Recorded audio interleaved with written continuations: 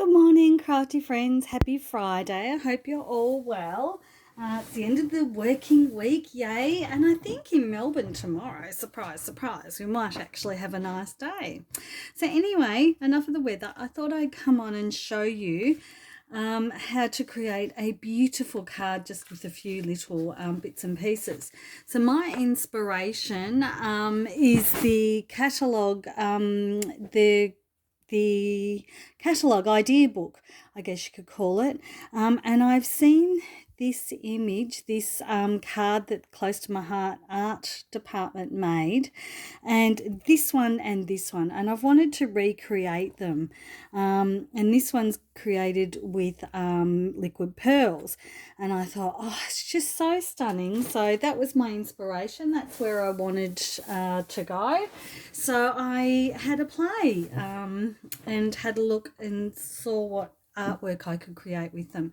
So I wanted to show you how easy but stunning this look can be. So let's get away my finished ones, and let's have a look at how we do this. So first of all, you can do different sorts of cardstocks, white cardstock or coloured cardstock, whatever you like. I've done both, and I'll show you the finished product. But this is on dark cardstock, and what I've actually done is ruled across very, very lightly with a pencil here, a pencil and my ruler, and I've just ever so lightly ruled a line across. So then you choose your colours. So let's do ones that will show up today, that one and this one, I guess. This is just a sample to show you, so I'm not going to be using this for anything. And every now and then I just give a bit of a shake for the liquid pearls. These are little liquid pearls bottles, and can you see how it's just a little bit separated? So if it's like that, I just shake it a little bit just to and then you can see that it's all mixed in a little bit better.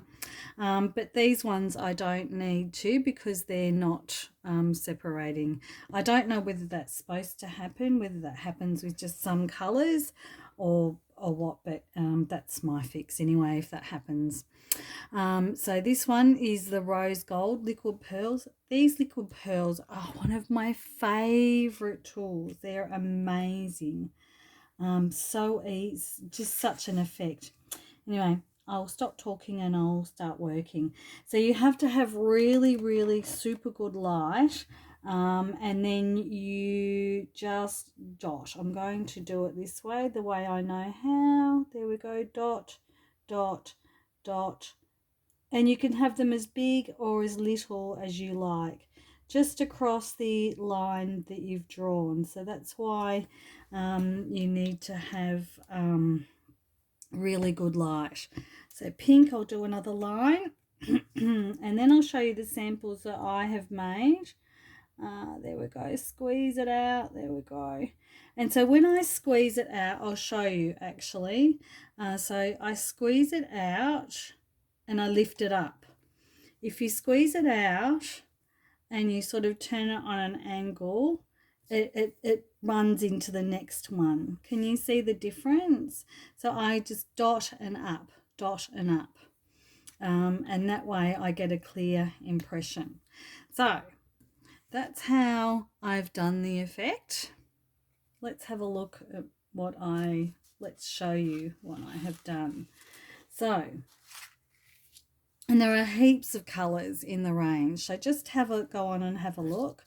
So this one I'm going to build a card from so you can see.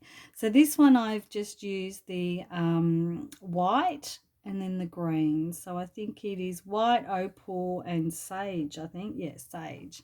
And so that's just a more of a, it blends into the cardstock a bit more because it's not standing out. I also want to show you, friends, be very careful before these dry. They don't take long to dry. But if you drop something on your line, your perfect, beautiful lines that you spent a long time working on, if you happen to drop something on it or smudge your hand across them, this is what will happen, and you may get very cross with yourself. So just be really careful just to let it dry. Maybe 20 minutes or so is a good amount of time to let it dry. It'll dry under that, but if you're working on top of it and if you've got your hands around it, I would leave 20 minutes just to make sure it's properly set. And you can tell the difference. That one's, you run your hands over ever so gently, your fingers, and they're dry. And that one's not. It's still, I can still tell that it's quite sticky. So there you go. Learn by what I do. Okay, so here we'll build a nice little card. So they make the most amazing bases, I find, for your card. It's just a lovely effect. And I've looked at this page on the idea book for a while, and I thought, oh, that's so nice.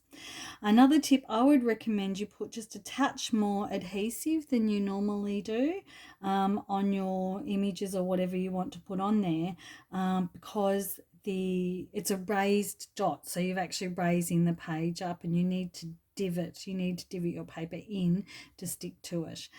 So that's my suggestion. Okay, so let's build this up. Oh, hang on, I might put this in first. I'll raise that up with 3D foam tape. Love 3D foam tape. There we go. Actually, I'm just changing my mind on camera. Fantastic. Good way to go. So there we go in there, so it just sticks out a little tiny bit. There we go. And then this one can just get tucked under.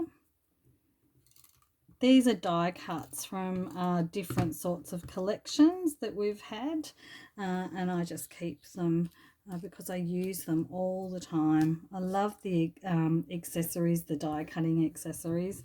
They really add to your project, and these are all die cuts from different sorts of collections, and so you can just mix and match. I think these are the black flowers. I think you can actually still purchase these online, but you can also go online and have a look at the online only section, and they sometimes have things that aren't on the normal page. So there you go. So get well soon. Look how beautiful that is. Look what a beautiful background that is for that little sentiment. Okay, so the next one I want to show you, so this one here, I've got coloured dots, and I've varied, can you see? So this rose gold here, this rose gold is a long line, and then that's a long line of the blue. But here there's 2 corals, 5 rose golds, 5 corals. So I've actually, what I've done, this is a good example, 3 rose gold, 3 bisque, and then 3 coral. So I've actually varied the amount of dots I put on the page. So this is really nice because it's a dark background and I've got lots of different colors. I think I only chose this one. I chose 4 colors for this one. And then this one here, I've used all the colors except red, because I just didn't think red would work with the pastels. So these are all the colors, and it's on white cardstock.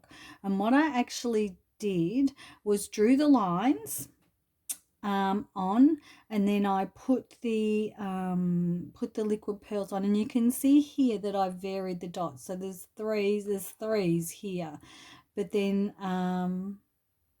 oh no, I've just done 3s. Okay, so I've done threes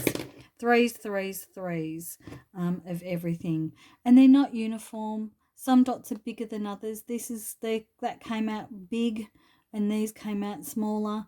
So I tried to get them the same size, but that doesn't always work. So it actually doesn't matter. It looks stunning. I am so happy with the effect. And I've just got a little simple sentiment on there. This is a background with gilt gloss spray on sapphire. So all of the dots are mirrored everywhere. These dots here, this cardstock has dots. So I'm really, really happy with the effect. So what I've actually done with the white cardstock, I have put the liquid pearls on. I have let it wait 24 hours. And then I have very, very, very lightly with our rub and eraser, I guess you can call it. I have just very, very lightly taken off the pencil because I just didn't want to push hard on the liquid pearls. So there, that's it. I hope you like what I've done for you today, and I hope you have fun playing with your liquid pearls. Anything that I've used today is in my online store. I'll put that in the comments, and I hope you like this video. Give me a like and a share if you do. Until next time, happy crafting, friends. Bye.